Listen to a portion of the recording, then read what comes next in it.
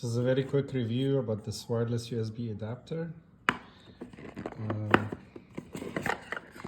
of the box, you get the unit and USB-A to C and USB-C to C adapter. Okay, so I'm in the car now. I'm just gonna plug it in. I'm gonna put it in a cup holder, plug in where I used to plug in my CarPlay, and then hope it works. Open your Bluetooth and select Smartbox. Pair. Allow.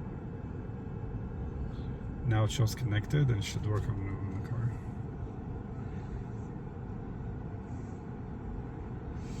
Use CarPlay.